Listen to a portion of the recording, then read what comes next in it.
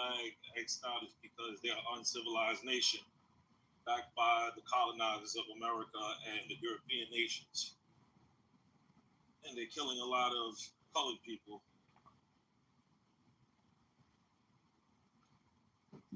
He's right. As far as Israel, who's running all that, that's the Ashkenazi Jews, from Europe, the European Jews. And they're the ones that did away with Yeshua the Messiah. And people, are so quick to be like, oh, Israel and all this, that, and I love Jerusalem because, the true Hebrews, and I'm talking about the specific bloodline that God, see, we're getting off topic. Never mind. Yeah, you do, bitch. You brought it up yourself. The motherfucking bloodline. Because a lot of Israeli society are not even religious. I don't know if you know that. So, yeah, even though the government is headed by some Ashkenazis, the reality is a lot of them are secular and atheists. It's really the society that have the issue with. It has nothing to do with really faith, because a lot of those people are just racist and psychopathic. Hey, so Resistance, what's your take on the society in America right now? Oh, America's always been in shambles. I mean, there's no equality for certain kind of people. There's definitely no camaraderie with the people. It's a failing state, man. It's a failing nation. You got white supremacists running things out in the open. There was camouflage before. At least the Democrats camouflaged it. Didn't make them better because at least, I still knew it. But, it's really in a tough situation, man. We've been in a tough situation, though. I think Charlie's death, it might have been a distraction, but I think it should have made us realize who our real enemy is and who really runs our country. I mean, if you guys haven't figured that out by now, especially after this man's death, then I think we're in some fucking trouble for real. Well, see what that is, because I have my theory, but I want to hear yours. Who is? All right, I'm gonna wake it up for you. So, one thing I realized, right, and this all has to do with together. Every time Israel do some fuckery, America always give them the green light.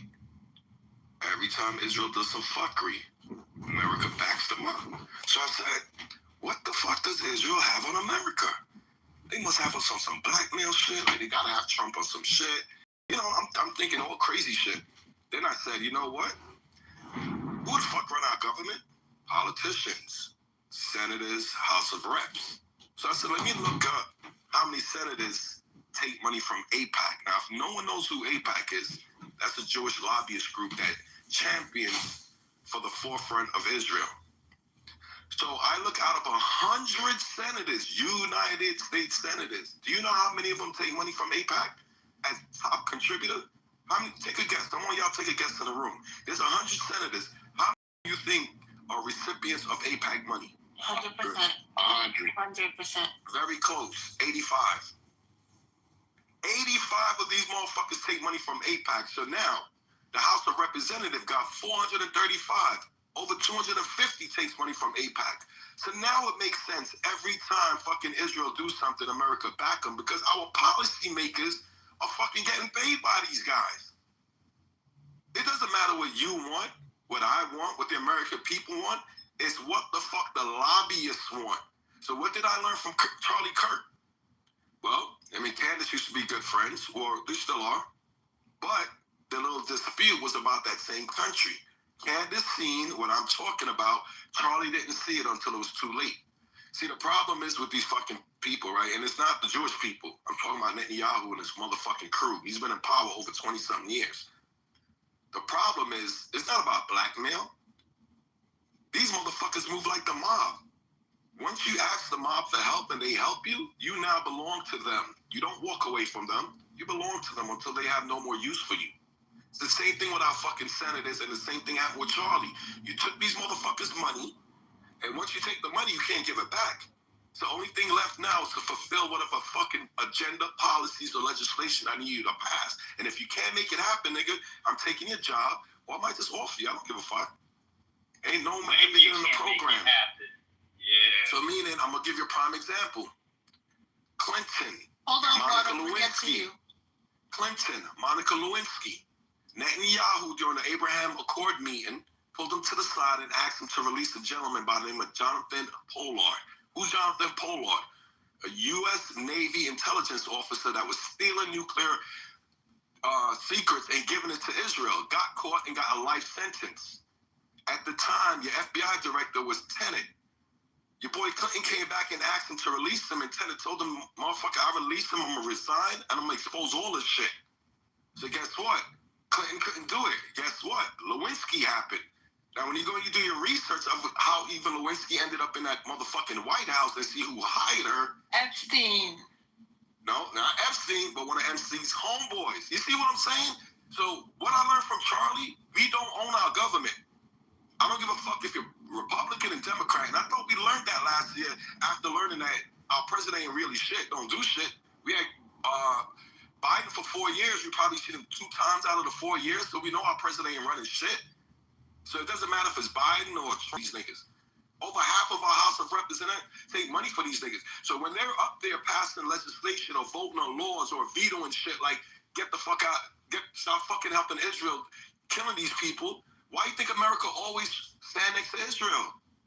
Because our politicians are bought already, and why we are not recognizing this. This is what I'm bugging the fuck about. I hear what's always talking about, the white man, the black man, and this man and that man. No, your fucking You know how government many got people stolen. today came in with the Israel talk? Like, and nobody said nothing. It's not like it's on. And that's the problem. You know? Motherfuckers afraid to speak about Israel. And this is another thing I learned from Charlie. This whole shit, this whole distraction they're doing. Let me ask you something. If we were in fucking Nazi Germany, could you talk bad about the Nazis? Yes or no? Absolutely not. If you was in communist China, could you talk bad about them? No. Communist Russia. Absolutely not. But we could come to America and talk about our government, correct? We're supposed to be able to. Okay, so how the Only fuck you gonna try to ours. penalize us? How are you gonna try to penalize us for talking about a foreign government like Israel? This is the play I'm trying to show y'all. We here talking about, your freedom of speech killed Charlie. It ain't about fucking Charlie. These motherfuckers is manipulating and taking over your government right in front of your face and distracting us with this fucking race shit. Distracting us with Republican or Democrats. They're the same fucking boat because they all getting paid by the same motherfucking shit. What the fuck is wrong with us? We gotta wake the fuck up and put all this shit to the side.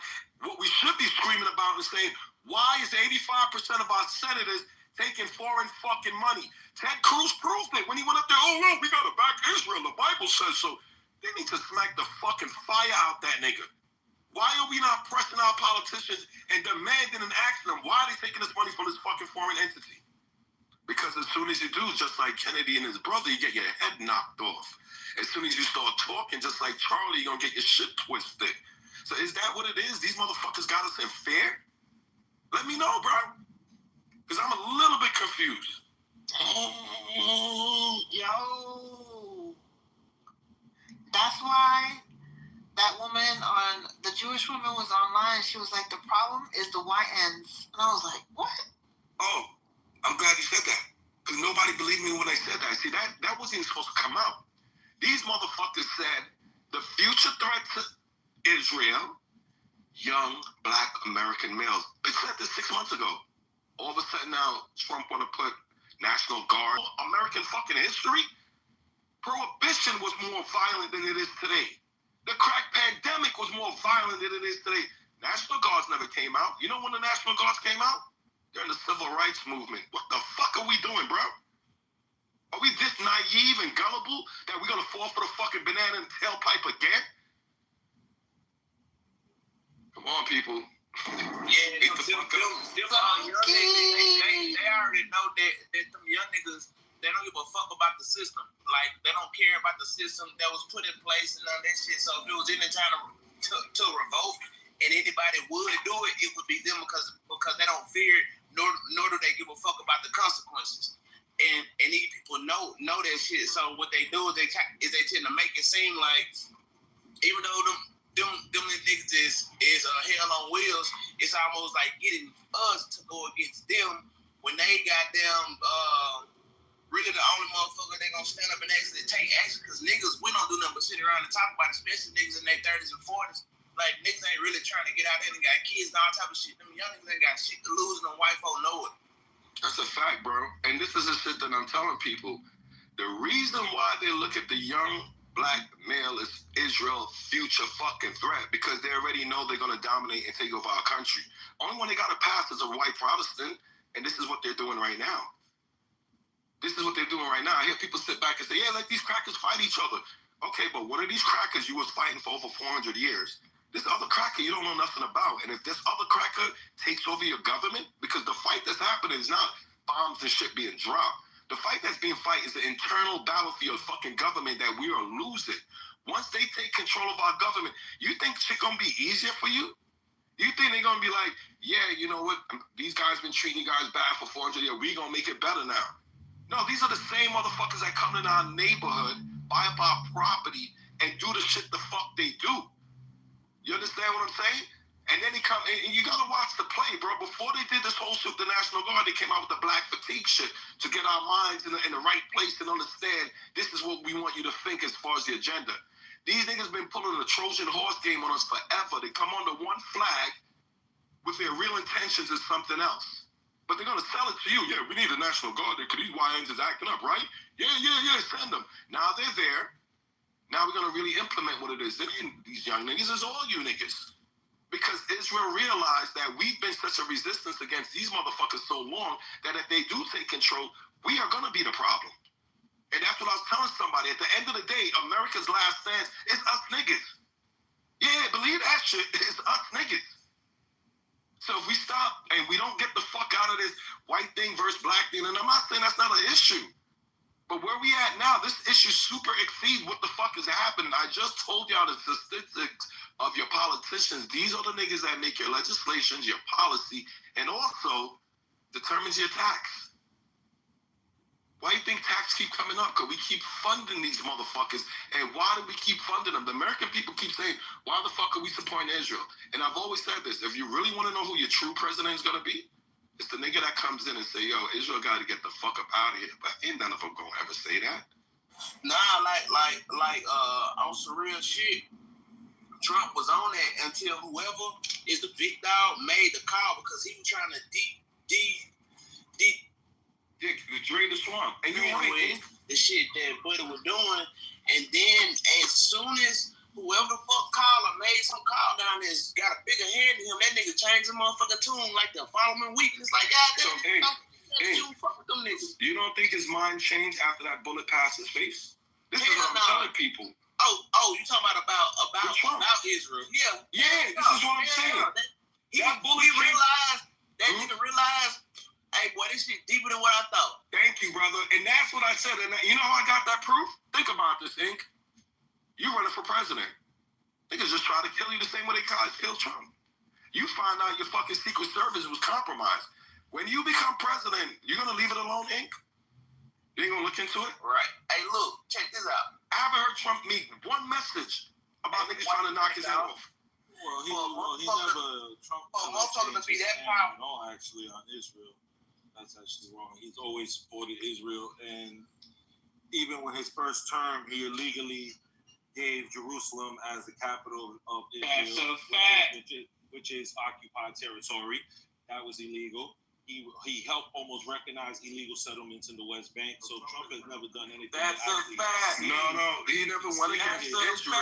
Let that man finish. Yeah, no, you gotta say he changed. He was singing a different tune. No, what he was actually doing during his campaign was lying and manipulating what all candidates do in terms of stopping wars and funding other nations with American tax dollars. But as we've seen, he actually didn't do anything. Even from the beginning, he was giving more money, more aid, more weapons to not only Ukraine, but also Israel. Nothing ever changed, and he exceeded it. And then that's when he came out with the propaganda that America is going to take Gaza and make it theirs. So again, this is what I'm saying. Their language. This is what I'm saying. Trump never said he was going against Israel. The problem with Trump is the same problem they would have had with fucking Charlie Kirk and that big chair in the White House if Israel do not put you there. That's number one. This is what the Electoral College is about. I just told you, between the senators and House of Representatives, who the fuck controls them. So it doesn't matter if our votes say, yeah, we want this one. If that doesn't go to the agenda, we go to electoral votes. So again, Israel even controls that. Nobody sits in that fucking White House since Kennedy if Israel has not approved of it. Okay? Now, y'all might say I'm bugging the fuck out. Prove me wrong. Okay? So that's one. What the problem with Trump is the same problem that happened with Charlie. Charlie was the future president of the white conservative. If you guys don't want to believe me, I don't give a fuck. Vance would probably get next year because I see no other candidate stepping out yet. And after Vance, that would have been Charlie's qualification over the age of 35 to make him president. He would have been the next fucking champion. This is why Israel was on his dick so hard, because now we don't just have to do what we do to have the president. He's coming in here already riding with us. But when he started speaking up against certain things, he became compromised. You understand what I'm saying? It's the same thing with Trump. Trump is with them, but Trump is trying to step over that boundary like he really runs shit. That right there was to let Trump know you're going to win the election, but we run shit.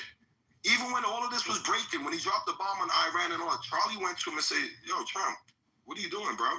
You know what Trump replied to him was? Leave it alone. That sounds like something somebody told him when he was trying to look into certain shit. Hey, Soki, let me say this. Hey, Soki, I agree with you, bro. Like, hold on, let me say one quick thing, too. I agree with you, bro. Like, I don't fuck with Charlie Kirk as a person and some of the beliefs he has, but I agree with you on that, man. That is why he more than likely got unalive. Hey, look, check this out, y'all. Like, and I know like shit be going on, but we in the age of information today. And you got a lot of young motherfucking kids and grown-ups who are internet investigators, and these people do a job at what they do. It's almost seeming like this whole Charlie Kirk thing wasn't even really a thing. It's something was staged and set up this way for it to look like this man got assassinated. And the more and more shit that comes out on a day-to-day basis of these people dissecting these fucking videos, and even me, I build weapons. The gun that they say that man got shot with, he should not have a head. Like, you shoot fucking moose and elephants with that type of gun. So the idea that bullet went in. He just had powerful bone mass. His bone. No, there's no fucking possible way. A motherfucking 30-06. Listen, a motherfucking 30-06 put a hole in steel. You know the steel target that you shoot at, a 30-06 will put a hole in it. Yeah, that shit would have took his head off. That man was a trained hitman. Let me say this real quick, man. Because, listen, I've been in the U.S. military, and you don't take a shot like that, one shot, without being trained. That man was a trained hitman. And let me tell you something, what I learned about this. This man was killed by his own party, the right-wing government. And yes, by your boy Israel. That is correct. The problem with, I wanted to say something back to what this brother Soki is saying. Because he sounded like he developing a house Negro syndrome for Donald Trump. No, don't put no Donald Trump been with, and I don't know where you get that nonsense from. Listen, Donald Trump been with Israel since the time he shot down Qasem Soleimani in 2017. What reason did he even have to shoot that general down? He wasn't even doing nothing. Oh, you know, he's supposed to kill some Americans 10 years ago. Huh? And you just shoot the man out the sky? For no apparent reason? They almost started a regional war over that. This was in 2017, brother. I live and breathe politics. So when people come out there and make it seem like Donald Trump wasn't bought and paid for, he was bought and paid for. The first time he got out there, he was bought and paid for now. So he's going to be bought and paid for. He's bought and paid for because he's not a politician, and there was no way that he was going to become president without it. He didn't even have that type of cash. So what are you talking about, then, Goop? Hold on, brother. Let me finish. You talked for a while. Let me just get in. Well, you should learn to listen. Hold on, brother. Let me just get in for a second and be respectful, because I didn't disrespect you while you was talking. Now, what I'm saying is, Charlie Kirk got killed by his own party. He didn't get killed by some Democrat. He didn't get killed by no left-wing nut. He got killed by his own party, the party of hitmen. This is what the right wing do. They have lots of hitmen on payroll, and they kill people at will. Charlie Kirk went against the wrong people, evidently, and Charlie Kirk got whacked. That has nothing to do with us at all. Right? Now, let's keep it clear. When you talk about why Charlie Kirk died, right? And what this means for the U.S., right? People are using his death as propaganda, right? But people behind the scenes know that Israel was behind that death. But they're not going to say nothing. The same way they're not going to say nothing about what's going on in Gaza, right? It's the same thing. So Donald Trump himself is basically complicit in all of this. Okay, so He you ain't said gonna that say already. nothing. All right, Yeah, you said that already. So let me respond to what you're saying, folks. First of all, you're talking about I'm some coon. Nigga, you don't know me. I didn't You know need to you. learn whatever the word you use. No, First you of all, I trying turned to, it around. hold on. Yeah, you trying to say Obviously, house, you not nigga, all that. Hey, hold on. Listen, Soki been in this. Soki ain't none of that. You gotta listen to him, bro. He ain't said none of that. Go ahead, son. Noble. You know what it is? This is the problem that I realized, right? People listen to listen. They don't listen to comprehend and understand what they're hearing. So this brother sit here talk about Trump being sold out. The first thing I said, if you listen, nobody sits in that fucking office without Israel approval. Did you hear that, brother? I say it again. I heard you when you said that. Since Kennedy, be quiet, just listen. Since Kennedy, nobody sits in that fucking office without Israel approval. So yeah, that means everybody sells out. What the fuck are you talking about? Ain't nobody said Trump this, and that. I said what it was, Trump was not obedient. He wasn't controllable his first fucking term. So his second one, they made sure you understood who the fuck is in charge. Do you get it now, or are we still confused? Are you asking the question now? No. Do you get it now, or are you still confused? No, I don't get it. I understand now. I want to give a real quick, y'all, because I want to give an example of what Soki was talking about, and it makes a lot of sense. If Soki was wrong, then we would have straightened Netanyahu out for him bombing Qatar. If Qatar got a touch me not alliance with the United States and somebody bombs the United States, we're supposed to have fucked them up. That's like touching us. So the fact that we haven't done that, oh, well, Netanyahu came to the White House 4 times last month. Yeah, fuck all that. At the end of the day, that's a clear example of what Soki's talking about, but y'all continue. I disagree with that. First of all, when you say that, I agree with the facts of reality. No, not what you're saying. Hold on. Not exactly what you're saying. I'm talking about the point that Soki made, because I didn't get a chance to respond to that. When you say that presidents are bought and paid for, I don't technically believe in it like that. There are people in Congress and the politicians are bought and paid for, which leads them to have to move in a certain way. This is the problem of our government, because you have so many political PACs, right? Especially like AIPAC, one of the biggest PACs that we have in the government, right? So with that being said, when you say all of them are bought and paid for, no, I don't agree with that. Donald Trump just wants money. He's a prostitute. He's out for money. That's why he had Elon Musk rolling out there on the White House lawn. That's why he over there taking planes from people. This is what he does. He's a prostitute. And his only end goal is to get paid. So, listen, whether you say that that's right or wrong, that's fine. But I don't think that Donald Trump really have a dog in the fight. If the money's coming his way, that's who he's supporting. That's how it works with Donald Trump. That's kind of a good thing. Can I do a submission? But wait, hold on. Yeah, you can. But hold on. That's probably a good thing, because that means we could buy him out if we get enough money, right? Yeah, but people ain't got money like that. Come on, think about it. Good. When you had to buy people out to outbid, you know. I think you just like problems. You just like, you just like it to be a let me problem. just ask you one question, Noble. Nagu, let me ask you something. Since you're saying it's a politician that's bought and sold, not the president have the right to veto certain that stood against Israel or opposed what Israel was doing. Name me one since Kennedy. Now, if you can't name me one since Kennedy, next question I'm going to ask you, since Kennedy, Israel has done nothing fucked up in the world? And if they have, America, that's supposed to be the so-called police of democracy, why we never intervened or said anything if our president isn't bought out? So I'm going to ask you again. I don't care about your senators. I don't care about your House of Reps. You name me one president, since you said they weren't bought or whatever, that went against Israel. Now, if you can't tell me one, then it's safe for me to assume that they've been compromised. Because there's no way you're going to tell me since Kennedy, Israel has done nothing wrong in the fucking world. They done plenty. This is why the fucking world hates America, because we keep standing next to these cocksuckers as they violate shit. So I'm going to ask you again, since you said American presidents ain't bought out, they're not sold out.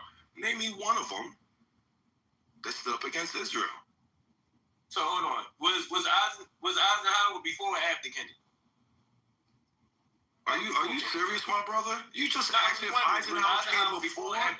All right, this is why we can't even have this conversation. Why we cannot have this conversation? That is a crazy question, bro. All right, with that, I land.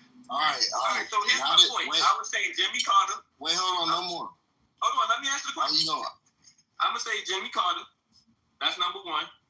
I believe Jimmy Carter wasn't bought and paid for. We know Obama took a little AIPAC money, but I wouldn't say Obama was bought and paid for. But Obama was definitely bought and paid for. Man, Obama was paid for. I'm gonna give you your boy Jimmy. This is the same guy who asked about Eisenhower. Yo, come on, brother. No, don't try to do that, because now you're trying to find a way to get out of the conversation. That's really that's like one of them unintelligent maneuvers you trying to pull right now. No, that was an unintelligent question you asked when you asked about Eisenhower. I thought I was speaking to someone that actually knows American history. Before or after? Because Eisenhower was okay. Wait, it's okay to help people out, and I asked the question. I didn't say it was. No, there's nothing wrong with asking a question, but when you're up here speaking and challenging as if you know American history, see, in order to understand, hold on a second, brother, in order to understand the American government, like, why are you going? I know, but hear me out. Hear what I'm saying to you. In order for you to understand the American government, you must have to understand the American history. There's nothing new that they're doing right now. It's all regurgitated, just coming in a different time and a different envelope. It's the same shit. All right, so people get a little foggy with it, but I gave you Jimmy Carter, so that was my. Okay, so even Jimmy Carter, perfect. Jimmy Carter was one of the presidents that tried to stand up, but do you see what happened when Jimmy Carter's presidency? He's known. All right, but you asked for one, and I gave you. Hold on, I'm gonna finish, and I'm gonna show you when he challenged Israel. Remember the Iranian hostage shit? That happened because he was fucking siding with the Muslim world. This is why they did it under his watch. You understand what? They did that on Jimmy Carter's watch. The And I have to say, I look at London, where you have a terrible mayor, terrible mayor, and it's been so changed. Now they want to go to Sharia law, but you're in a different country. You can't do that. Both the immigration and their suicidal energy ideas will be the death of Western Europe if something is not done immediately. This cannot be sustained. What makes the world so beautiful is that each country is unique. But to stay this way, every sovereign nation must have the right to control their own borders. You have the right to control your borders, as we do now, and to limit the sheer numbers of migrants entering their countries and paid for by the people of that nation that were there and that built that particular nation at the time. They put their blood, sweat, tears, money into that country, and now they're being ruined. Proud nations must be allowed to protect their communities and prevent their societies from being overwhelmed by people they have never seen before, with different customs, religions, with different everything. Where migrants have violated laws, lodged false asylum claims, or claimed refugee status for illegitimate reasons, they should, in many cases, be immediately sent home. And while we will always have a big heart for places and people that are struggling and truly compassionate, answers will be given.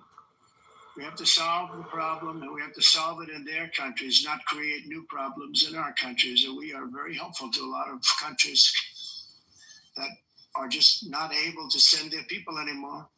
They used to send them to us in caravans of 25, 30,000 people each. These massive caravans of people pouring into our country, totally unchecked and unvetted. But not anymore. According to the Council of Europe, in 2024, almost 50% of inmates in German prisons were foreign nationals or migrants. In Austria, the number was 53% of the people in prisons were from places that weren't from where they are now. In Greece, when your prisons are filled with so-called asylum seekers who repaid kindness, and that's what they did. They repaid kindness with crime. It's time to end the failed experiment of open borders. You have to end it now. See, I can tell you. I'm really good at this stuff. Your countries are going to hell. In America, we've taken bold action to swiftly shut down uncontrolled migration.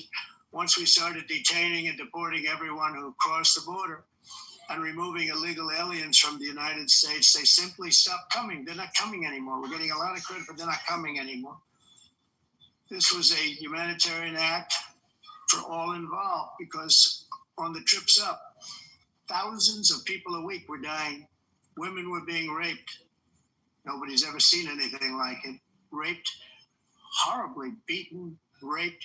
On the trip up, the journey up, it was a long walk. It was a long, arduous journey, indeed. And it was also a historic victory against human trafficking throughout the region. What we did was a victory, and we saved so many lives of people that wouldn't make the journey. That journey was loaded up with death. Loaded up with death. Dead bodies all along the roads of jungles. To get up, to go through jungles, they go through areas so hot you couldn't breathe. They were dying of suffocation. Areas so hot that you couldn't breathe. Dead bodies all over. By them not coming, we're saving tremendous numbers of lives. My people have done a fantastic job in doing what they did, and the American public agrees with it. I mean, I was very proud to see this morning have the highest poll numbers I've ever had. Part of it is because of what we've done on the border. I guess the other part is what we've done in the economy. Joe Biden's policies empowered murderous gangs, human smugglers, child traffickers, drug cartels, and prisoners from all over the world. The previous administration also lost nearly 300,000 children. Think of that. They lost more than 300,000 children, little children, who were trafficked into the United States on the Biden watch, many of whom have been raped, exploited, and abused, and sold. Sold. Nobody talks about that. The fake news doesn't write about it. With many others, young children who are missing or dead.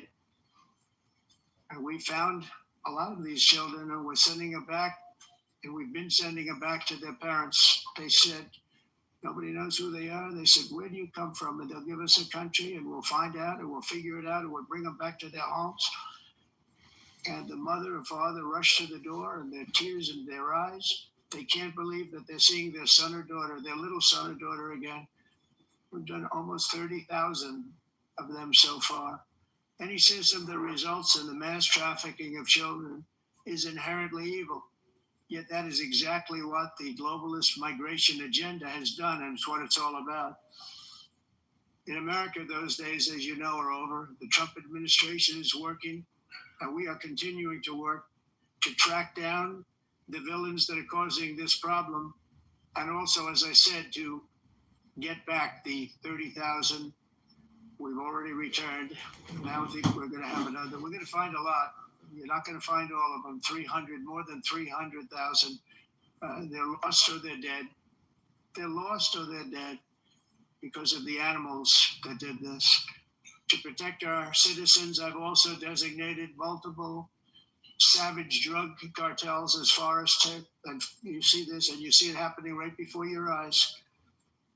Let's put it this way. People don't like taking big loads of drugs in boats anymore. There aren't too many boats that are traveling on the seas by Venezuela. They tend not to want to travel very quickly anymore. And we've virtually stopped drugs coming into our country by sea. We call them the water drugs. They kill hundreds of thousands of people. I've also designated multiple savage drug cartels as far as foreign terrorist organizations, along with two bloodthirsty transnational gangs, probably the worst gangs anywhere in the world, MS-13 and Tren de Aragua. Tren de Aragua is from Venezuela, by the way. Such organizations torture, maim, mutilate, and murder with impunity. They're the enemies of all humanity. For this reason, we've recently begun using the supreme power of the United States military to destroy Venezuelan terrorists and trafficking networks led by Nicolas Maduro. To every terrorist thug smuggling poisonous drugs into the United States of America, please be warned that we will blow you out of existence. That's what we're doing. We have no choice. Can't let it happen. They're destroying. I believe we lost 300,000 people last year to drugs, 300,000. Fentanyl and other drugs. Each boat that we sink carries drugs that would kill more than 25,000 Americans. We will not let that happen.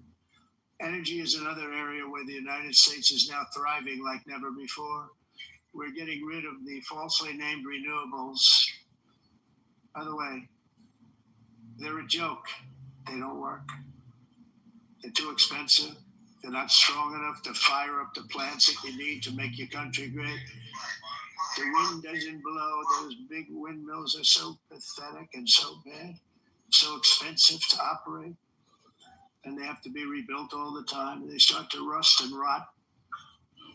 Most expensive energy ever conceived. And it's actually energy. You're supposed to make money with energy, not lose money. You lose money, the governments have to subsidize. You can't put them out without massive subsidies. And most of them are built in China, and I give China a lot of credit. They build them, but they very few wind farms. So why is it that they build them and they send them all over the world, but they barely use them? You know what they use? Coal, to use gas, to use almost anything, but they don't like wind. But they sure as hell like selling the windmills. Europe, on the other hand, is a long way to go, with many countries being on the brink of destruction because of the green energy agenda. And I give a lot of credit to Germany. Germany was being led down a very sick path, both on immigration, by the way, and on energy.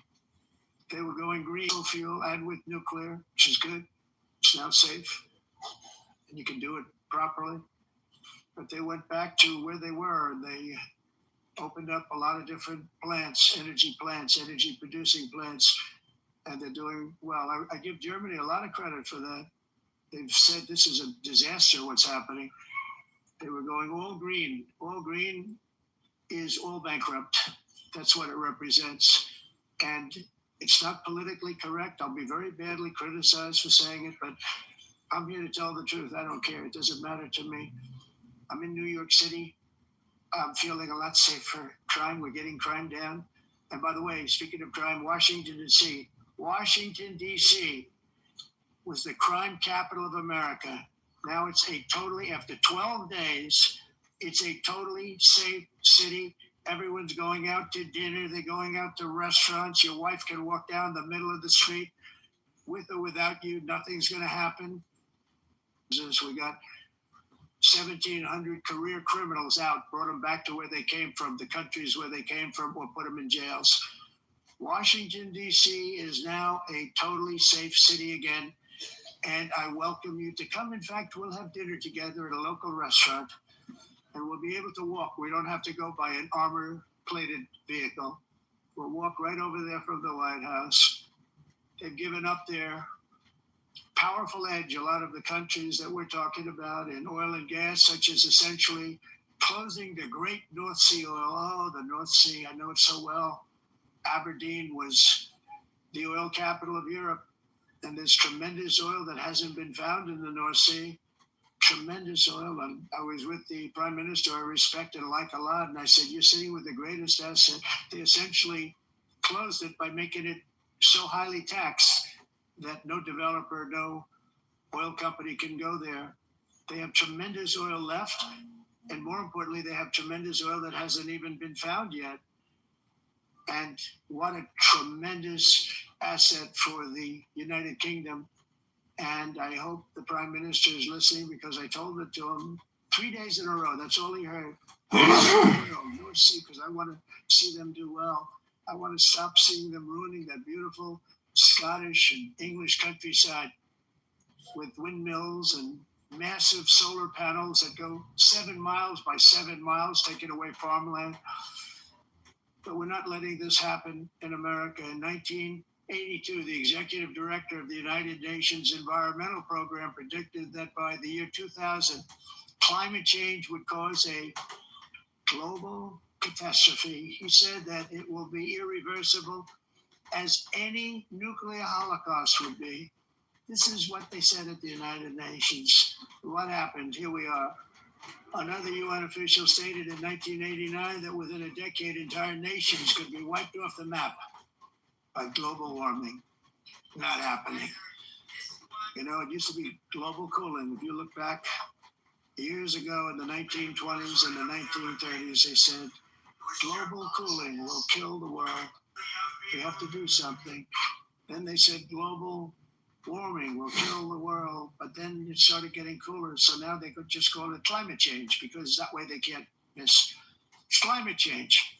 Because if it goes higher or lower, whatever the hell happens, this climate change, it's the greatest con job ever perpetrated on the world, in my opinion. Climate change, no matter what happens, you're involved in that. No more global warming, no more global cooling. All of these predictions made by the United Nations and many others, often for bad reasons, were wrong. They were made by stupid people that have cost their countries fortunes and given those same countries no chance for success. If you don't get away from this green scam, your country is going to fail. And I'm really good at predicting things, you know. They actually said during the campaign, they had a hat, the best-selling hat. Trump was right about everything. And I don't say that in a braggadocious way, but it's true. I've been right about everything. And I'm telling you that if you don't get away from the green energy scam, your country is going to fail. And if you don't stop people that you've never seen before, that you have nothing in common with, your country is going to fail. I'm the president of the United States, but I worry about Europe. I love Europe. I love the people of Europe. And I hate to see it being devastated by energy and immigration. This double-tailed monster destroys everything in its wake, and they cannot let that happen any longer. You're doing it because you want to be nice. You want to be politically correct, and you're destroying your heritage. They must take control strongly and immediately of the unmitigated immigration disaster and the fake energy catastrophe before it's too late. The carbon footprint is a hoax made up by people with evil intentions, and they're heading down a path of total destruction. You know, the carbon footprint was a big, big thing a few years ago. I remember hearing about the carbon footprint.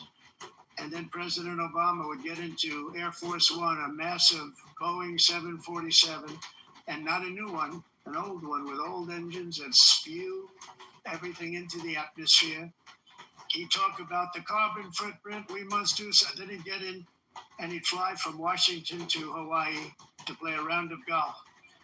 And then he'd get back onto that big, beautiful plane and he'd fly back and he'd talk about, again, global warming and the carbon footprint. It's a con job. At extreme cost and expense, Europe reduced its own carbon footprint by 37%. Think of that. Congratulations, Europe. Great job. Cost yourself a lot of jobs, a lot of factories closed, but you reduced the carbon footprint by 37%. However, for all of that sacrifice and much more, it's been totally wiped out and then some by a global increase of 54%. Much of it coming from China and other countries that are thriving around China, which now produces more CO2 than all the other developed nations in the world. So all of these countries are working so hard on the carbon footprint, which is nonsense, by the way. It's nonsense.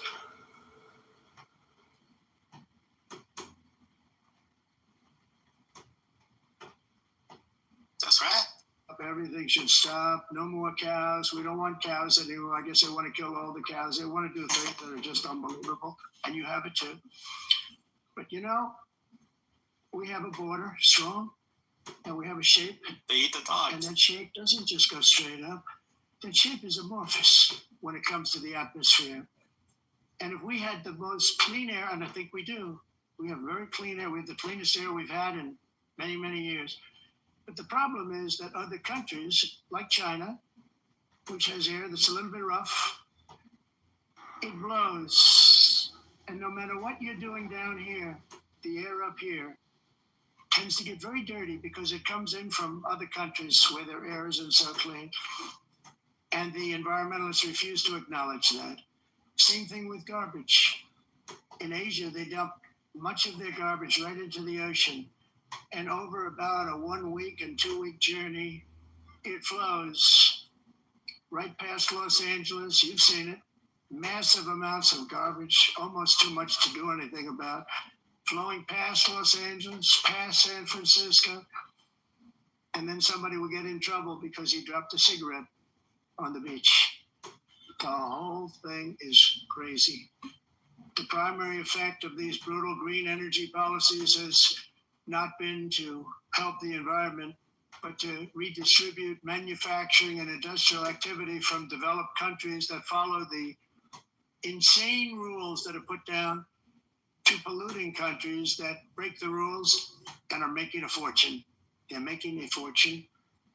European electricity bills are now 4 to 5 times more expensive than those in China, and 2 to 3 times higher than the United States. And our bills are coming way down. You probably see that our gasoline prices are way down. You know, we have an expression, drill. Nós reduzimos os custos de energia porque nós faremos como expressão, vamos fazer tudo isso, reduzir os custos de energia e os custos diminuíram nos Estados Unidos. Common to see one. It's Por exemplo, se você olhar electric costs nos países em approximately faturas de energia, 100 heat-related deaths. nós não Related, so mas nós nos Estados Unidos conseguimos usar eles e evitar aumento da temperatura. Like it's talking, like it's still say Trump, but someone. pretending to Okay, stop I'm typing it in then. Luiz, All right. the hoax.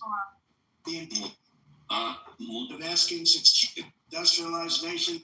Esse agenda mundialista não tem nenhum sentido. There it is. 2030. Russia was given an old standard that was easy to meet, 1990 standard. For the United States, we're supposed to pay like $1 trillion. And I said, this is another scam. The fact is, the United States has been taken advantage of by the world for many, many years, but not any longer, as you probably noticed. I unleashed massive energy production and signed historic executive orders to hunt for oil, but we don't have to do much hunting because we have the most oil of any nation anywhere, oil and gas in the world. And if you add coal, we have the most of any nation in the world. Clean, I call it clean, beautiful coal. You can do things today with coal that you couldn't have done 10 years ago, 15 years. So I have a little standing order in the White House. Never use the word coal, only use the words clean, beautiful coal. Sounds much better, doesn't it? But we stand ready to provide any country with abundant, affordable energy supplies if you need them, when most of you do. We're proudly exporting energy all over the world. We're now the largest exporter. In the United States, we want trade and robust commerce with all nations, everybody. We want to help nations. We're going to help nations. But it must also be fair and reciprocal. The challenge with trade is much the same with climate. The countries that followed the rules, all their factories have been plundered.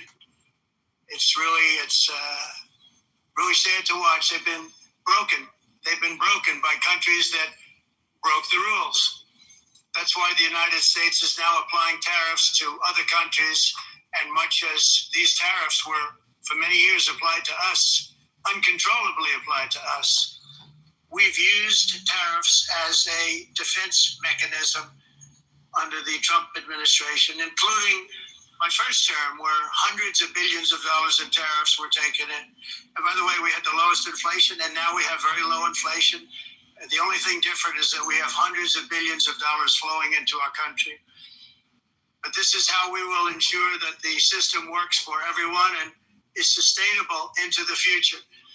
We're also using tariffs to defend our sovereignty and security throughout the world, including against nations that have taken advantage of former U.S. administrations for decades, including the most corrupt, incompetent administration in history, the sleepy Joe Biden administration. Brazil now faces major tariffs in response to its unprecedented efforts to interfere in the rights and freedoms of our American citizens and others, with censorship, repression, weaponization, judicial corruption, and targeting of political critics in the United States. I have a little problem saying this because I must tell you, I was walking in and the leader of Brazil was walking out. We saw him and I saw him, he saw me, and we embraced. And then I'm saying, can you believe I'm going to be saying this in just 2 minutes? But we actually agreed that we would meet next week. We didn't have much time to talk, like about 20 seconds. They were in retrospect, I'm glad I waited because this thing didn't work out too well. But we did talk, we had a good talk, and we agreed to meet next week, if that's of interest. But he seemed like a very nice man, actually. He liked me, I liked him. But if you, and I only do business with people I like. When I don't like them, I don't like them. But we had, at least for about 39 seconds, we had excellent chemistry. It's a good sign. But also in the past, Brazil, can you believe this, unfairly tariffed our nation. But now, because of our tariffs, we are hitting them back, and we're hitting them back very hard. As president, I will always defend our national sovereignty and the rights of American citizens. So I'm very sorry to say this, that Brazil is doing poorly and will continue to do poorly. They can only do well when they're working with us. Without us, they will fail just as others have failed. It's true. Next year, the United States will celebrate the 250th anniversary of our glorious independence, a testament to enduring power and American freedom and spirit. We will also be proudly hosting the 2026 FIFA World Cup, and shortly thereafter the 2028 Olympics, which is going to be very exciting. I hope you all come. I hope that countless people from all over the globe will take part of these will be great celebrations of liberty and human achievement, and that together we all can rejoice in the miracles of history that began in July 4th, 1776, when we founded the light to all nations. And it's something really that is an amazing thing came out of that date. It's called the United States of America. In honor of this momentous anniversary, I hope that all countries who find inspiration in our example will join us in renewing our commitment, values, and those values really that we hold so dear together. Let us defend free speech and free expression. Let us protect religious liberty, including for the most persecuted religion on the planet today. It's called Christianity. And let us safeguard our sovereignty and cherish qualities that have made each of our nations so special, incredible, and extraordinary. In closing, I just want to repeat that immigration and the high cost of so-called green renewable energy is destroying a large part of the free world and a large part of our planet. Countries that cherish freedom are fading fast because of their policies on these two subjects. You need strong borders and traditional energy sources if you are going to be great again. Whether you have come from north or south, east or west, near or far, every leader in this beautiful hall today represents a rich culture, a noble history, and a proud heritage that makes each nation majestic and unique, unlike anything else in human history or any other place on the face of the earth. From London to Lima, from Rome to Athens, from Paris to Seoul, from Cairo to Tokyo and Amsterdam to right here in New York City, we stand on the shoulders of the leaders and legends, generals and giants, heroes and titans who won and built our beloved nations, all of our nations, with their own courage, strength, spirit, and skill. Our ancestors climbed mountains, conquered oceans, crossed deserts, and trekked over wide open plains. They charged into thunderous battles, plunged into grave dangers, and they were soldiers and farmers and workers and warriors and explorers and patriots. They built towns into cities, tribes into kingdoms, ideas into industries, and small islands into mighty empires. You're a part of all of that. They were champions for their people who never gave up and who never, ever gave in.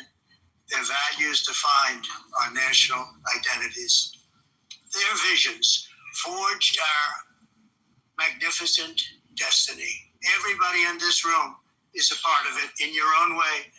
Each of us inherits the deeds and the myths, the triumphs, the legacies of our own heroes and founders who so bravely showed us the way. Our ancestors gave everything for homelands that they defended with pride, with sweat, with blood, with life, and with death. Now the righteous task of protecting the nations that they built belongs to each and every one of us. So together let us uphold our sacred duty to our people and to our citizens. Let us protect their borders, ensure their safety, preserve their cultures, treasure, and traditions, and fight for their precious dreams and their cherished freedoms. And in friendship and really a beautiful vision, let us all work together to build a bright, beautiful planet, a planet that we all share, a planet of peace in a world that is richer, better, and more beautiful than ever before. That can happen. It will happen. It will happen, and I hope it can happen and start right now, right at this moment. We'll turn it around. We're going to make our countries better, safer, more beautiful. We're going to take care of our people. Thank you very much. It's been an honor. God bless the nations of the world. Thank you very much. Bye.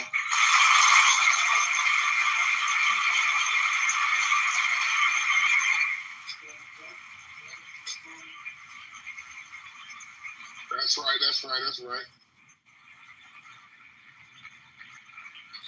On behalf of the Assembly, I wish to thank the President of the United States.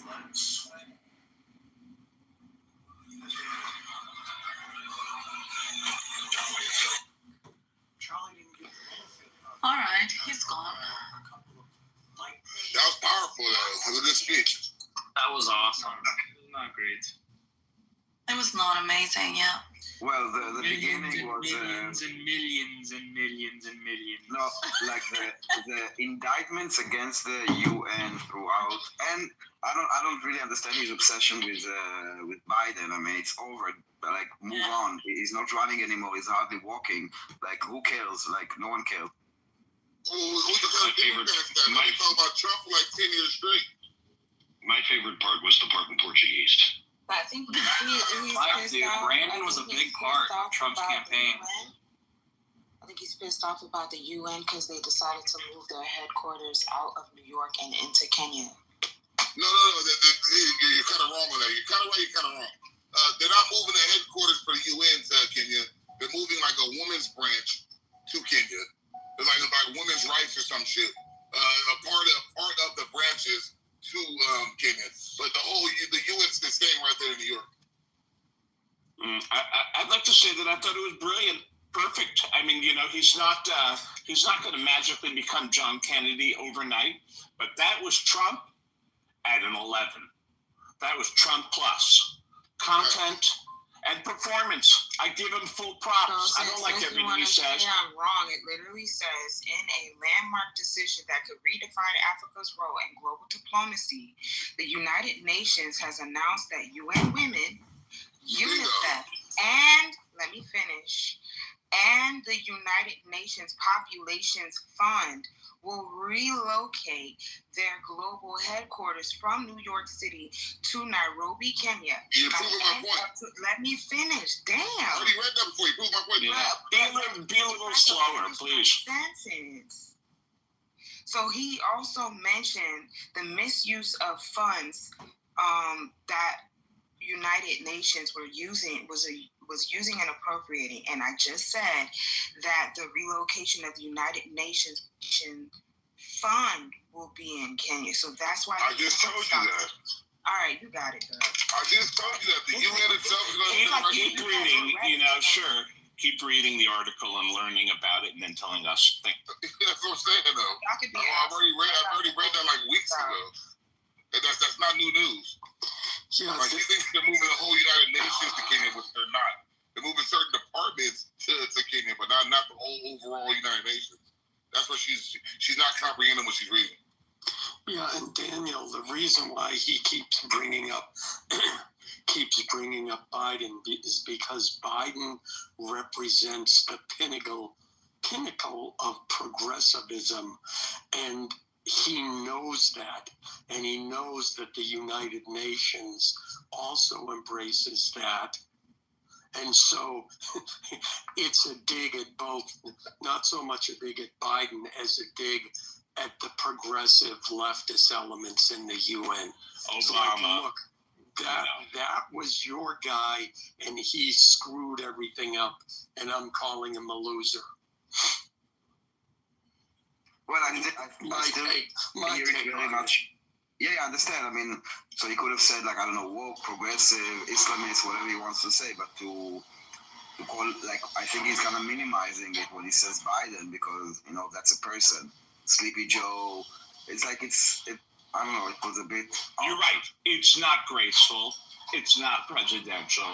Yes, you are correct. But we can't change Trump. Sure, if he had dialed it back 5% in 2020, he would have won. But he can't contain himself. No, so I what mean, I say is that for a Trump, that's as good as you're going to ever get. No, I'm not talking about the style. I'm talking about, like, the timing. Like, it's in the past. Like, yes, he used to do all this Sleepy Joe bullshit, but, like, the campaign is over. But it's not running anymore. Like, who are you fighting? It's that's a bit weird. But that's not the point of the speech. I guess it was more about how America is great and how they are powerful and how all this the environmentalists kind of infected countries, or the way that he kind of phrased it, and the UN. That the UN is basically a useless body. I don't think he went that far. No. I don't believe he denounced the UN as a useless body. That's not my takeaway. He said the UN is good for an elevator that stops halfway and a teleporter that is not working. He said that all of these legal negotiations to stop wars, the UN didn't even give him a call or to try to help. He said, what else did he say about the UN? That they would pay illegal immigrants to go into the United States, and that they are harmful. Would you believe that, he said, that they're actually doing this, the opposite of what they're supposed to do? And what they're good for is a faulty elevator and a teleprompter that is not good. Okay. All right. I'm not going to argue. You're not wrong. Obviously. It's not what I heard, but I acknowledge that if you say he said it. That is what he said. I just heard that as well. Okay, I guess I focused on other things. Listen, everyone heard the speech through the prism of their... well, he did literally say those words. I'm pretty sure you joined after the speech started. You probably... No, I heard the whole thing, brother. I swear to God, I heard the whole thing. But it's okay. I've been wrong before, and I may be wrong now. But I still believe that was Trump at a 10. And I guess so. I accept what Daniel said. He denounced the UN. I disagree with him. I think it has a certain usefulness, but there's no doubt, for example, I really don't want to make it about my politics. I stand by the speech. I think he has nothing to be embarrassed for. Except I acknowledge, it's Trump at a 10. But he's not. I wish he hadn't said certain things. I wish he could be less of a bully. So what did you say? Trump at a 10? What did you say? I said this is Trump. Well, I want to say that it's a 10 for Trump. Hold on, I just want to understand this sentence because I don't know it. What I'm saying is this. Okay, let me get my concept out here. He is just the meaning of what is Trump at the 10. What is meaning for what he is capable of. This is the best he can do. In other words, he's not going to magically become John Kennedy, or he's not going to magically become Yeah, I meant I didn't mean Trump. I meant DeSantis. Trump at his end, meaning Trump at his best, right? That's what you meant? Right. Got it. Exactly what I meant. Thank you. I put the link in the chat. That is a clip of him saying the only thing he got was a broken escalator and a broken teleprompter. I accept it. Yes, it's ringing a bell now. I really did hear the whole thing. Yeah, and I think this discussion about what is or is not presidential, I think the Democrats blew that away a long time ago. So any critiques of him, what are you referring to? Because I give them credit. They have a very inclusive message. They're less. I have to acknowledge that Trump is more divisive. I mean, even if I like Trump, he is more divisive. He says things. He called Rosie O'Donnell a dog. Or a pig. I mean, what did the Democrats do that blew that credibility away? Yeah, starting with, in my recent memory, Hillary Clinton, when she was running, calling conservatives deplorables, then telling people that people who conservative voters need to be put in re-education camps. The fact that Biden continually attacked conservatives, the fact that progressives continually call conservatives bad people, that they're not moral, etc., etc. The fact that for 4 years during Biden, they attacked Trump personally, that they legally went after him, when the precedent is once you leave office, they leave that person alone. I mean, in so many ways, they attacked him personally. I remember specifically Biden saying, we're going to bring the country together. And then he proceeded for 4 years to attack conservative voters themselves. Never mind what they did to Trump personally. So no, this whole thing of the Trump breaking precedents, you can go back and look, and it is clearly the progressives, the Democrats, and Biden himself who did that. So no. Okay. All right. Listen, you make a good case. I'll go further. Thank you. And you don't. And you're not without merit either. Okay. Thank you. I will go back further and say this: that for a long now, hey, Nixon deserved it, but post Nixon, in every presidential administration, I believe that the attacks on presidents have gotten more and more vicious from opposition. That's in every one. The attacks on Clinton, the whole Monica Lewinsky thing wouldn't have happened 50 years ago. When Eisenhower and Roosevelt were fucking their secretaries, nobody would have done that. So for whatever reason, in every administration, the attacks on the president. And I thought that the things that the Republicans said about Obama, it's rough. The guy won. Now he's president, but they never gave him a break, in my opinion. So I'll say you are correct. That the attacks on Trump are the worst, but I'll also say that every administration has gotten increasingly vicious attacks on presidents. Thank you. Yeah, and I'll just say too, it's ironic because Democrats, the whole thing about they all got blowjobs from their secretaries, that's true. But it was the Democrats who attacked their own in the case of Gary Hart, and they were the ones who started that whole ideology of, well, you have to be, if you're a politician, you have to be morally pure. But the thing about was it the Democrats, or was he just that sloppy? I don't blame the Democrats for that. I say that's to me, People Magazine or whoever it was. He was that sloppy. Well, he could have gotten away with it. Yeah, you don't take her out on a boat, dude. Gary Hart or Clinton? I'm talking about Gary Hart. That's what you were talking about. Yeah, and you could be right, but what people forget, it's not that Clinton got the blowjob. Nobody cares, and who would want to get a blowjob from Hillary at that point? I mean, it makes me shudder.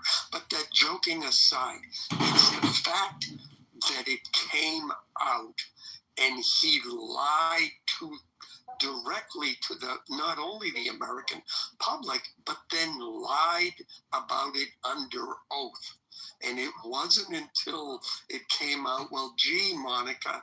They asked him if he had sex, right? Yeah. Okay, yeah. There you go. You know what? I don't agree that most of America is shocked by this. You seem to be more shocked by it than many people in my circle. No. Every guy understands what he did. No, and I understand it too. It's not that, and I'll say it specifically. It's not that he got the blow. It's not that he got the blowjob. It's the fact that there were already lawsuits out against him for his, quote, sexual improprieties, and yet he still continued the behavior. That is political suicide, and he was smarter than that. If you're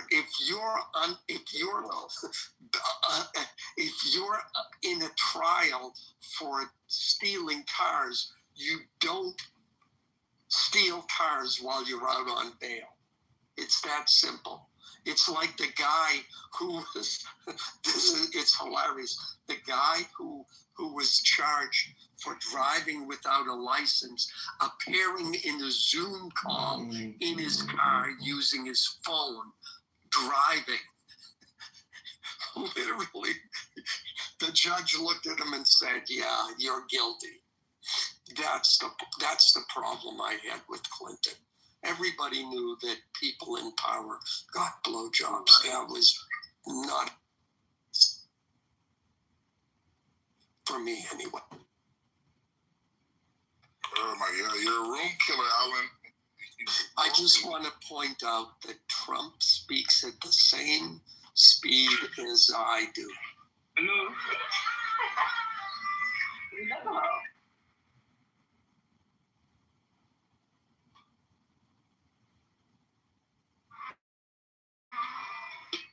Hello. Hello, Dave. What's going on, brother? Can you talk to me? It's David.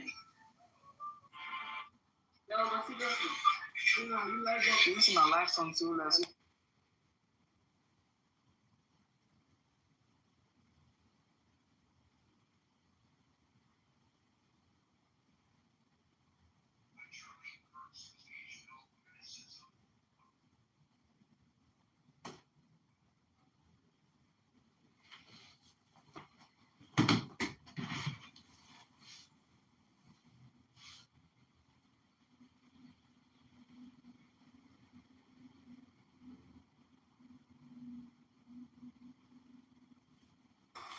Is it quiet in here? Is the room dying? Looks like the room is dying.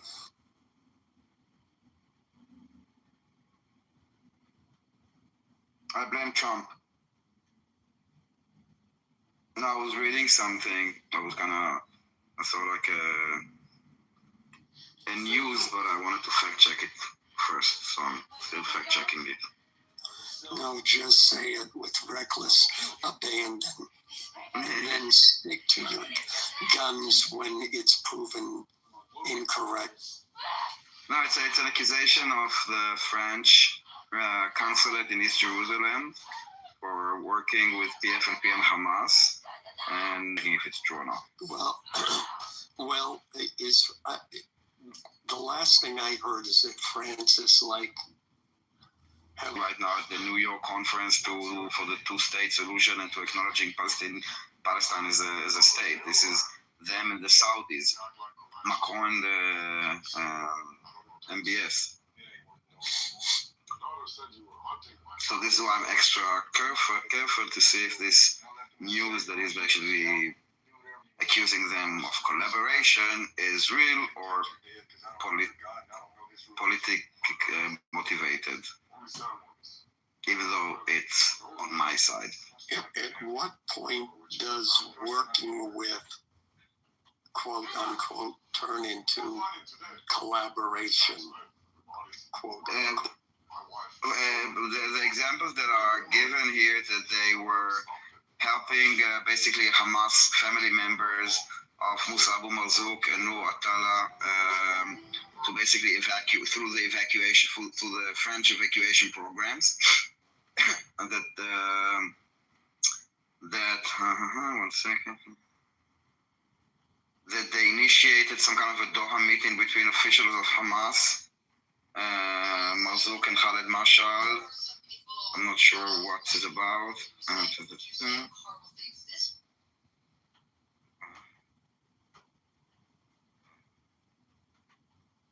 They created some kind of a program in the consulate with the PFLP, which is a terrorist organization. Something called the Al Bustan Center. And there are like other points, so basically all kinds of ties of the French consulate in East Jerusalem with different factions of terrorist organizations, which also makes sense because anyone that does anything there is tied to some kind of a terrorist organization. If it's PFLP, if it's Palestinian Islamic Jihad, if it's Hamas, if it's PFP, whatever, there are like so many. But we should not talk about it because they're a sovereign state now.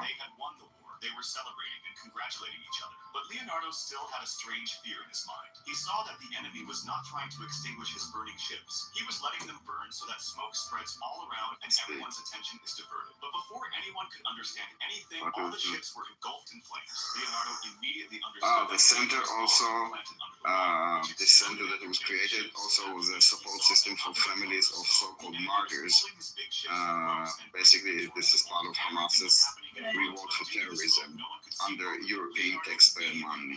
And told them that they had been trapped in this trap of the enemies. He immediately changed the target of his cannon, but by then it was too late. The enemy ships had reached inside the fort, and they too had started firing their cannons. The cannon fire started breaking the walls of the fort. Everything started getting destroyed. Although Leonardo's cannons were also hitting far and right on target, the enemy fleet was very large. It was difficult for Leonardo alone to stop it. The enemy's cannons were firing continuously and very fast. When Leonardo looked through the telescope, he was shocked. Actually, the cannons that the enemy was using were the same design that he had made earlier to protect his soldiers. Now the question was, how did the enemy get this idea? And who made these weapons for them? All the soldiers were ready to take up the front inside. So this is the UN discussion about the two-state solution, because Trump at least didn't even mention it in a word.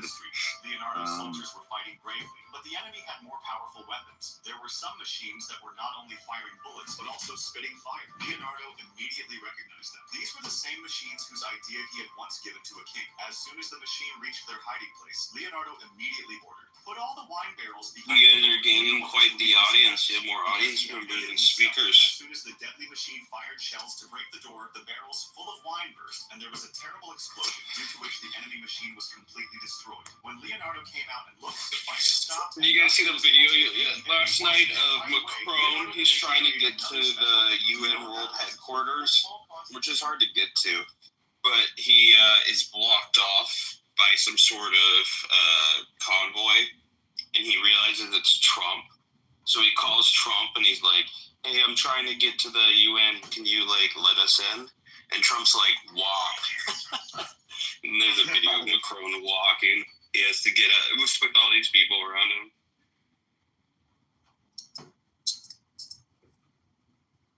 That's hilarious. Macron's such a beta.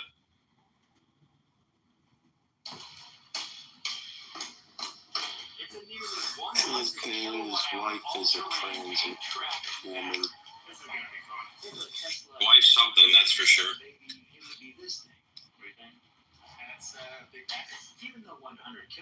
Because what's all that about? I think the first thing Trump judges when he's deciding your character is how hot your wife is. As the closest American, there is no one. In that case, I'm in deep shit. Yeah, you're fucked, Daniel. You'll never be friends with Trump. It's 2025. but he shits on Macron all the time. And then when you hear him talk about like people like Keir Starmer, he's like, Keir Starmer's a lucky guy. He's got a beautiful wife.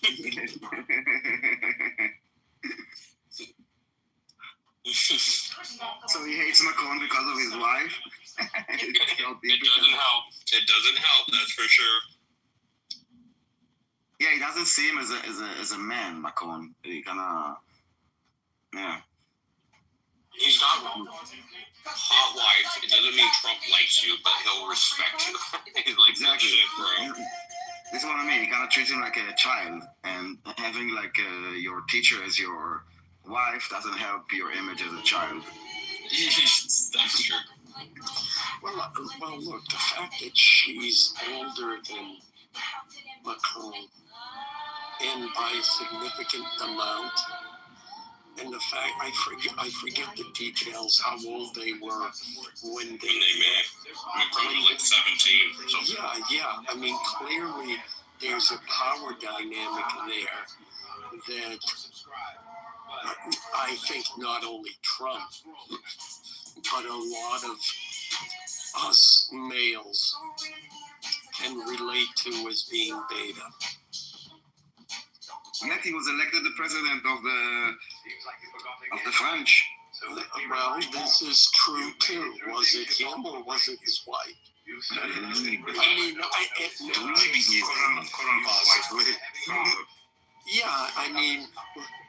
I can say that giving credit to Macron himself, but at the same time, we can also recognize that, was it him or was it the wife pulling the strings? I think that I'm not changing the subject, but it's still a point of Macron, but a different point. Macron got rich by working at Rothschild's as an investment banker. There's something about the fact that he's such a fucking loser, especially when it comes to the Middle East, and he, the way he got his start was working at Rothschild's. Something about that just pisses me off so much. I guess I hate people that use Jewish institutions but support terrorism. I hope Macron gets, kicked out of. This is the other thing. How the fuck do European politics work? They have a prime minister and a president, but Macron's the highest position, right, as a prime minister, but there's also a president that stepped down. Am I wrong? The prime minister deals with international affairs, the president deals with domestic affairs. No, it's different in every country. It's not like a European thing. Some have the president is the head of state, some have prime minister as the head of state. And some have a king, for example, UK have a king and they still have a prime minister. Also in Israel, we have a president who is more like a symbolic role, and we have a prime minister who is actually the executive role. But I think Macron is the executive. Executive. But he's the highest position, right? He's the one who decides who's president. Yes. I think, right? Yeah. He is the decision maker. Elle fait la décision. Yeah, his wife is the decision maker. Let's be his quote-unquote wife. She's the one that slapped him around. Yeah, it's currently until it's settled in court. We should refer to they them. Yes, we haven't seen her private chat. Macron should be he should become a persona non grata, not just in Israel but in America. They shouldn't allow him to come to America. They should be like, sorry man, no cucks allowed, and then kick him out. Well, Michael the Cat, the last election in France, I mean, it was Le Pen's party that got the most votes, but they had Macron's party had they gathered together for different sects. And, you know how it works, right? Yeah, different coalitions. Yeah, it's like the right gets 35% of the vote. The left gets 30% of the vote or something like that. And Macron's party is in the middle with like 20% of the vote. So both sides have to be incentivized. Essentially, Macron gets to choose, right? His party gets to choose who gets power. And in the most recent election, the left actually, they had fewer votes than the right, you know, and then the moderates got like 20%. So they, did a coalition with the left, but it already broke up because it's like, you know, if you need 50% or whatever, right? If you did a coalition with the right, probably would have had like, I don't know, like 60%, you know, coalition with the left, you're at 51%, you know what I mean? Like just to avoid doing a coalition with the right, Macron made a really weak coalition with the left. Macron is such a fucking bitch. I hate him. Well, yeah, the left has been, seems to me like at least 30 years ago, the left took over in France, and it's been fucked ever since, you know. I mean, one of the biggest things is, you know, the bac, as it's called in France, the baccalaureate, was a very difficult test. And if you passed, it meant you were elevated to certain jobs within France. And if you didn't... Wait, when do you take this? You take it at the end of high school. Yeah, that test. Okay. Yeah, they've weakened it completely now. It's not the same as it was. Because they're trying, because it's unfair to people, you know. And to me, that is culturally is a huge change. Because that was one of the things, you know, for all their arrogance and everything else, which we all have grown to know and love about the French, you couldn't argue that their educational system wasn't strict and demanding. Mm-hmm. And now that's going away. On behalf of myself and my nation,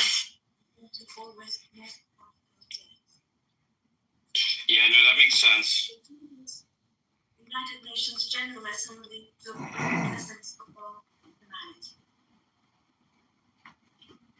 I guess they just like in general.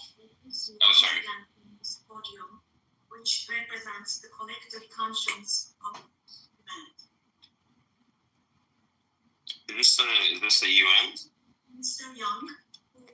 Yeah, it's kind of soft, Daniel. The volume level. Dude, I always think about how these people are just down the street from me right now. I'm not too far from that building.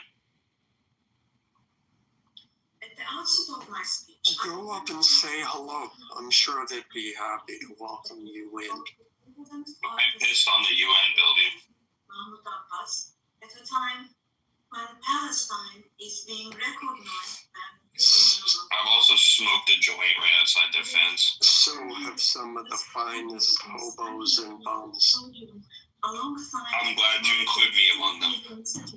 Also for our Palestinian brothers and sisters whose voices are being silenced. Which country is speaking? Countries who announced that they recognize the state of Palestine and sounds like Isa. Recognize the state of Palestine as soon as possible. Esteemed President, distinguished members, the United Nations Charter was signed in San Francisco 8 years ago and it entered into force on October 24, 1945. I would like to recall here again the first words of the first article of the UN Charter.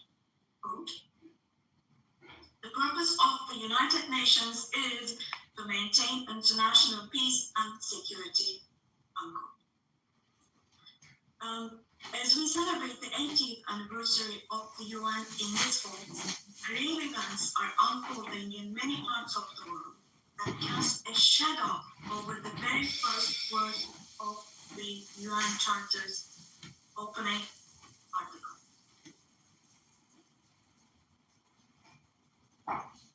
Particularly in Gaza, right before our very eyes, genocide has been going on for over 700 days now. Even as we gather here, as we speak now, What country is this? massacring civilians in Gaza. Daniel, what country is speaking? Ah, you listening? Oh, I forgot. It's Turkey. I forgot that I'm like.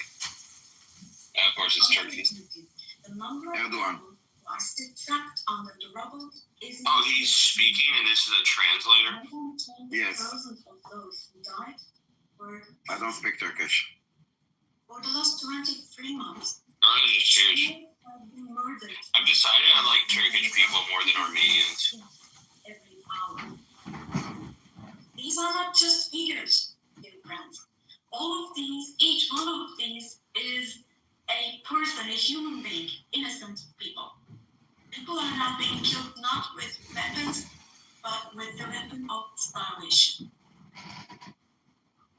In the 21st century, under the gaze of the There's just so much shit that comes from Erdogan's mouth. I hope he dies.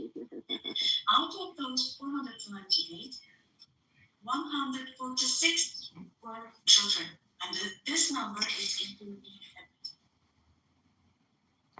Now, I will show you a photo, which is a picture from daily life in Gaza. Oh. The first photo, as you see, these are people.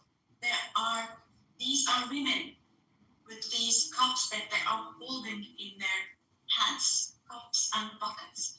Just feel your conscience and answer the following question. Can we possibly have a reasonable reason for this brutality in 2025? This shameful picture in Gaza has been unfolding and is being repeated every day for 23 months now.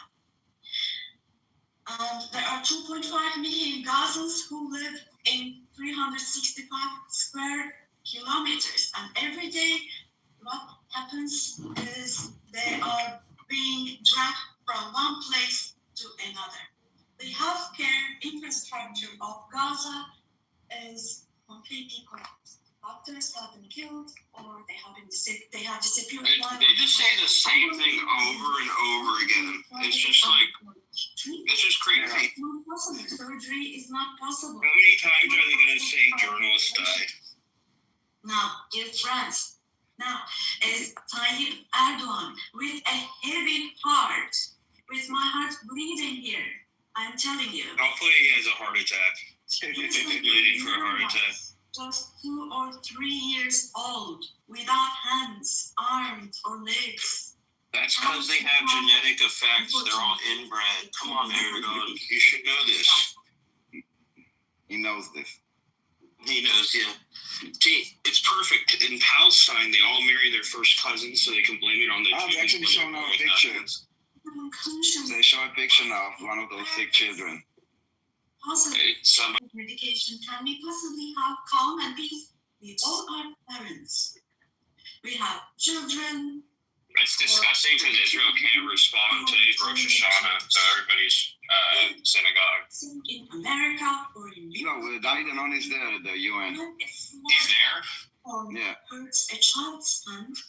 Yeah, that's crazy. They forced him to Yeah, I don't know why. synagogue.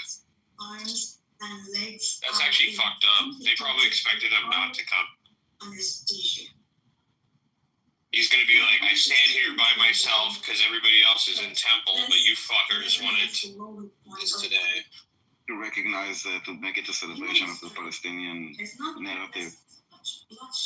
It's just so retarded how they do it. Like, all of this is happening before our very eyes. and by the way, nobody talks about this shit anymore. I feel like It's like it's boring. Deliberately killed 250 journalists. Being a journalist again. Working in 250 journalists. Wow. I wonder how many of them were Hamas. That doesn't matter to Erdogan, though. No. They have closed all the entrance into Gaza, but they still have not been able to cover up the genocide. I wholeheartedly support it. Remember how he got mad because they called the Armenian genocide a genocide? Anna Kapakondokoka. Oh, what happened? She's Armenian. She's literally Armenian. Yeah.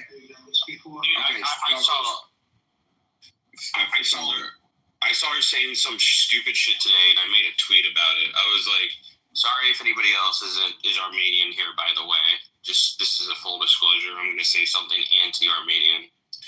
But when I saw her, I was like, wow, all Armenian, like Anna Kasparian is like the perfect example of why Armenians are retarded. She is on a show called The Young Turks with a Turkish person as an Armenian. Exactly. She's on a show glorifying the people that killed all her people in Turkey.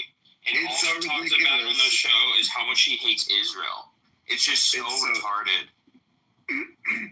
Dude, what? And the worst part is, like, all Armenian people are like that. 19th, That's the worst part. 19th Amendment. Yeah.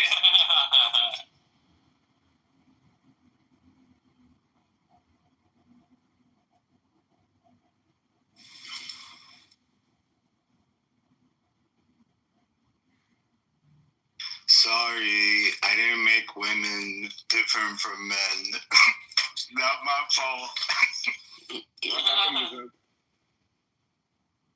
There's now like a meeting between Trump and Guterres. I don't know why they switched there. Maybe it's more interesting than. But it stopped. Okay, something happened. Receiver. From a different source.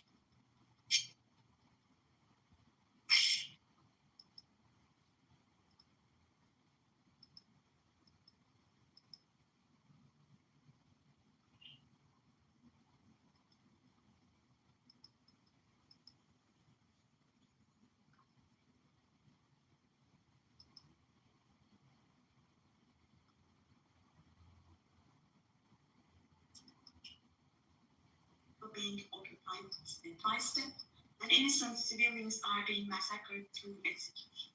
Moreover, Israel is not limiting itself to Gaza and the West Bank. By launching attacks on Syria, Iran, Yemen, and Lebanon, Israel is also threatening. Meeting in Qatar. Oh, the poor terrorist leaders. No, that's so sad. Like, and I never heard about. Thank God that Erdogan is kind of reporting the news.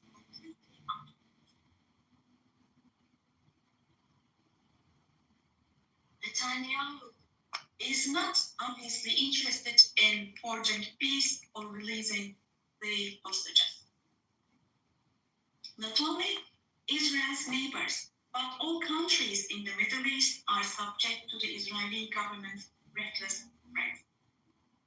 And we must realize the following. Due to the increasing aggression of Israel in Europe and the West in general, the values that emerged after the Second World War have been rewarded. The what? The most fundamental human rights, such as freedom of expression, freedom of the press, freedom of assembly and protest, women's rights, children's rights, democracy, equality, and justice, have been shelled away. At this point, we all have to see the following truth, my dear friends. The Israeli government, driven by an obsession with the promised lands, is openly threatening regional peace and the shared values of humanity.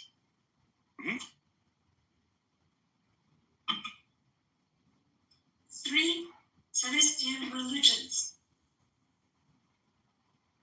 Jerusalem hosts all three celestial religions and a common inherited holy place.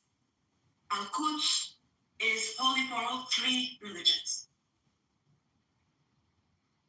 This madness disturbs conscientious Jews. It fuels anti-Semitism around the world. We cannot continue with this madness anymore.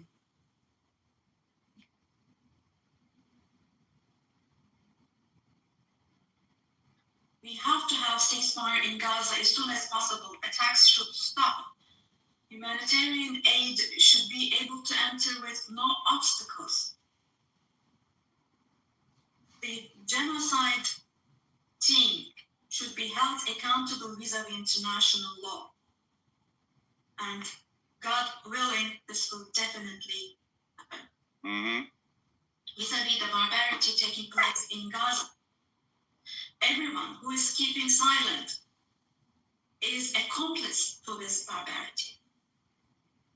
From here, I would like to call on all the heads of state and government. Today is the day.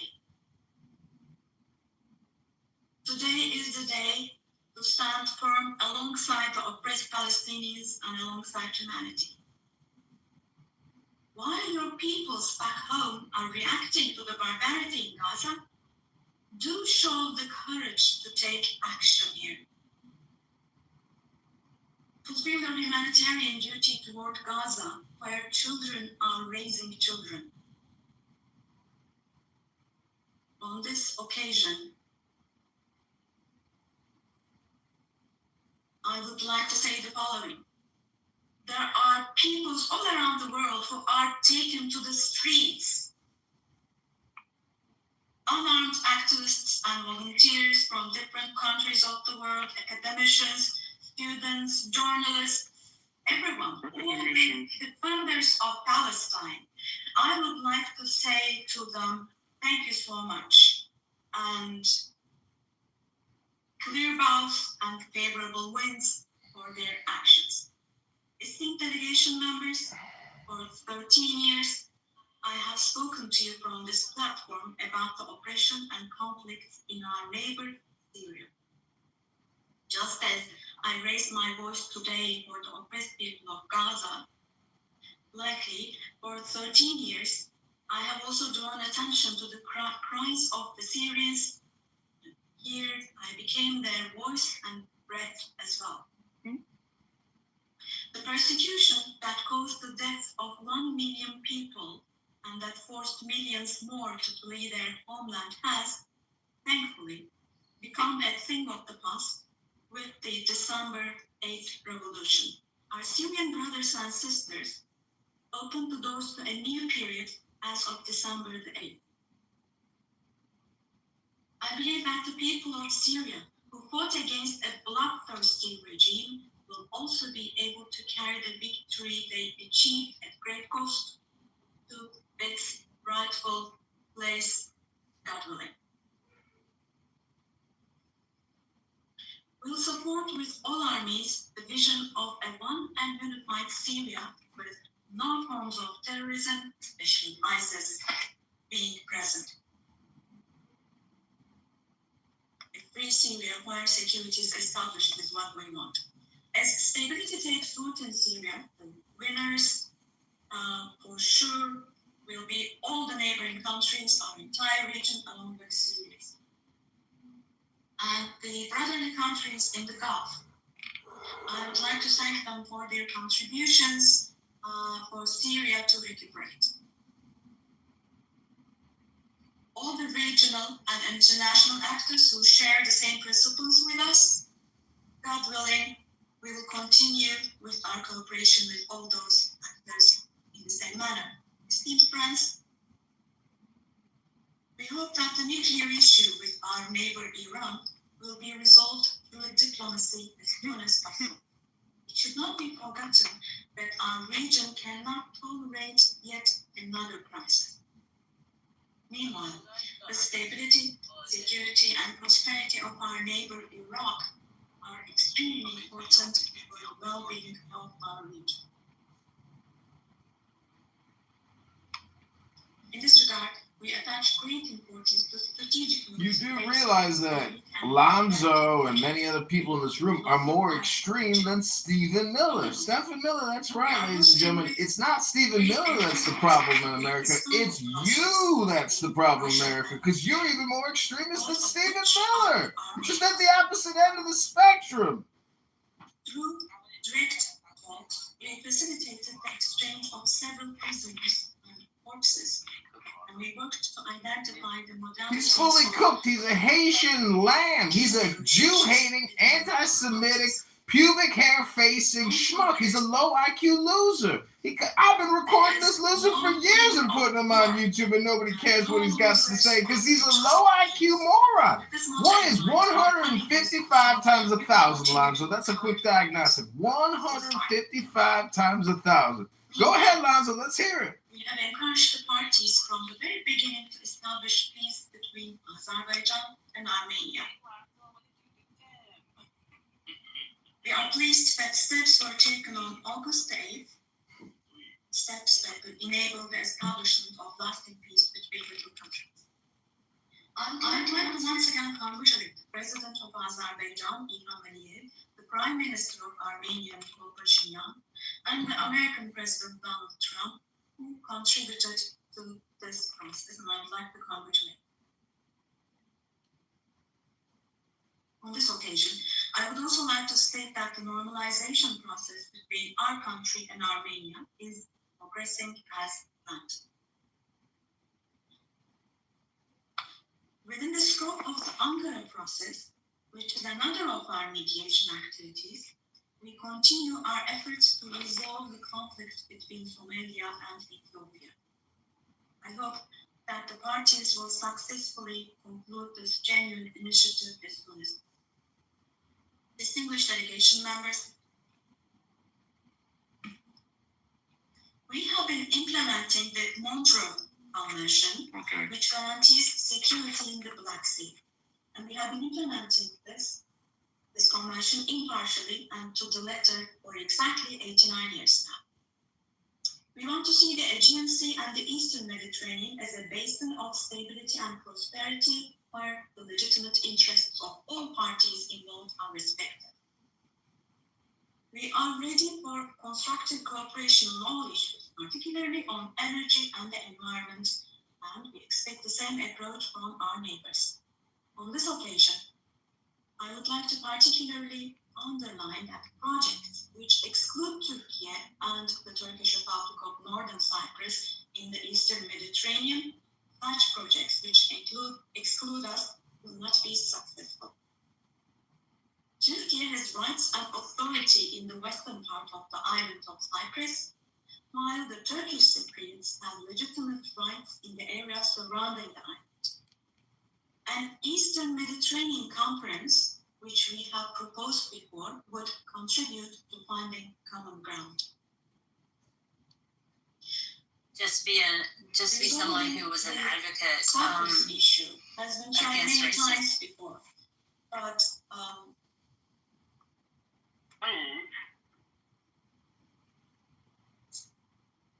one of the rigid style of the Greek Cypriot side, no resolution has been found. We cannot possibly a similar video at the borders, but it was a bunch of black kids raiding a jewelry shop. Are two separate states and two separate peoples on the island. I realize it's off topic. One more brief point of saltiness about this California guy. If he had just come out as a Democrat, being like a full-throated running as a Bitcoiner on Twitter, I feel like he would have gotten a lot of love and support, and like that would have been great. Yeah. And now it's completely I reiterate the call I made. this land, or like this is not good enough, or whatever.